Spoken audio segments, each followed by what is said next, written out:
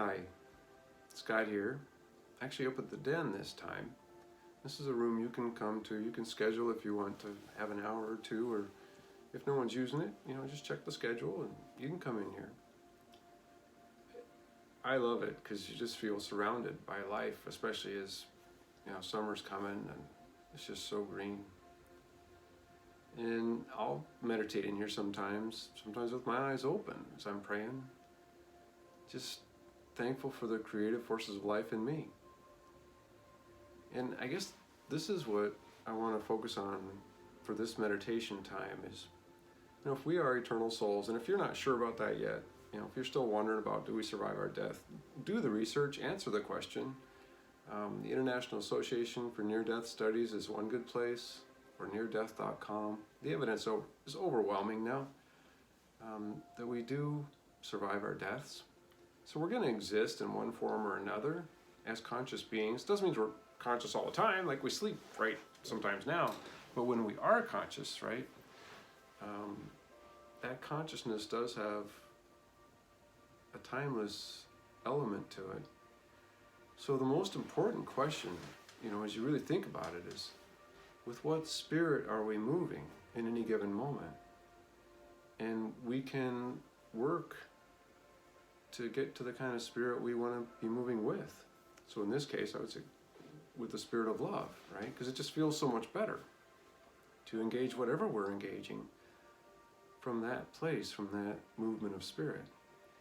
Let me just share a funny thing. I actually made 3 videos in there before I could ever get any to even work, and I was getting frustrated that none of them would play back. And it made me laugh because I'm making a video about moving with the spirit of love, right? So I'm getting angry, and then it made me laugh, and it was really good. It's like, oh yeah, I have choice right now too.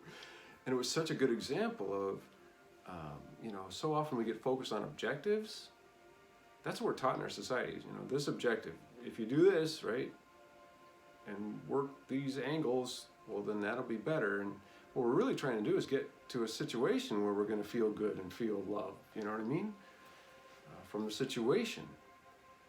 And to realize, wait a minute, that's actually the second question. The first question is, with what spirit are we moving as we're even being us?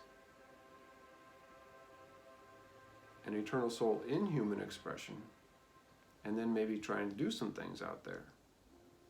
And that's where I was able to let go, even if I didn't get videos today. And then I decided, how about I just turn the phone off, see if it resets itself. Sure enough, when I did that, works fine, right?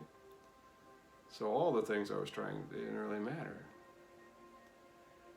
So it was so good to kind of laugh at myself and then get, okay, what am I focused on here, right? What is this video about?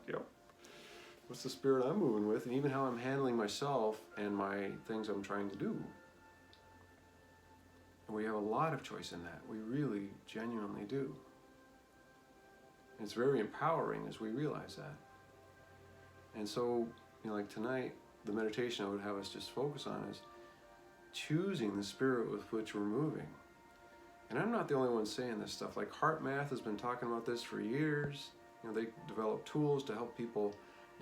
What they tell people is, imagine a person you love, or a pet, or a scene, or a vacation you were on, or a memory, or maybe a dream, or a song that you love, that brings up that feeling of love for you.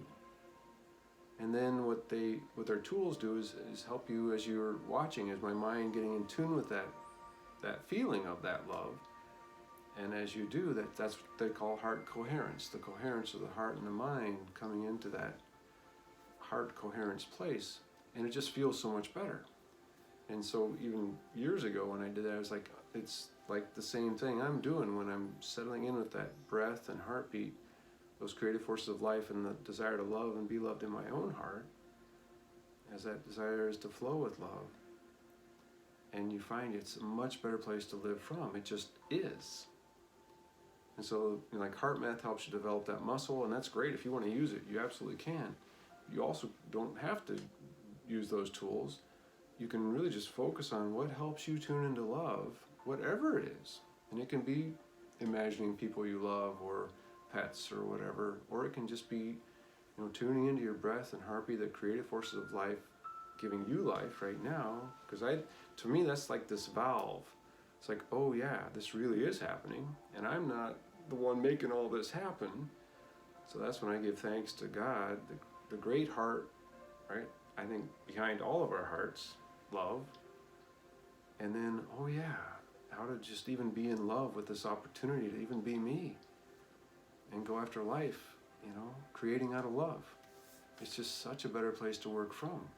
It just really is. So I just invite you to imagine what might help you tune into love in this meditation time. I'll give a little bit of guidance that'll be along the lines of prayer and breath and heartbeat. But then you can just totally, if you want, pick an image that helps you tune into love, or whatever, or a memory or a dream, and let that be your focus in the meditation time. Work that muscle, because the more we do that, like on a daily basis, we actually have that muscle then available to us whenever we need it, to get back into that spirit of love that just feels so much better than getting lost in all the other emotions we might have that come up and shouldn't be denied. But then we do have choice. What are we going to work from as a foundation as we are engaging and going after other objectives? So get comfortable. I'll do the same here. I'll do a real practice here too. Take some deep breaths. I'll let you know when I'm going to be quiet, so you can go ahead and really zero in on your meditation. I always ask for our Creator's help. However you envision the Creator and the creative forces giving you life, especially those at the heart of who you are, that desire to love and be loved, and be living a life flowing with love, creative love from your heart. If you want to pick an image or person or place or dream, memory, go ahead and bring that to mind. I'll be settling in with my breath. This is where you can just, if something else comes up, just okay, that's not breath, or that's not not the image I'm using now, just whatever. Just let it go. No beating up, no judgment. Just come back to whatever you're using to tune into love.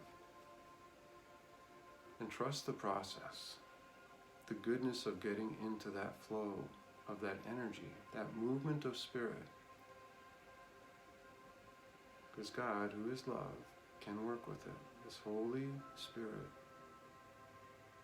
that does bring wholeness and a more full experience of even being alive, being you. So I'll be quiet now as you do your process.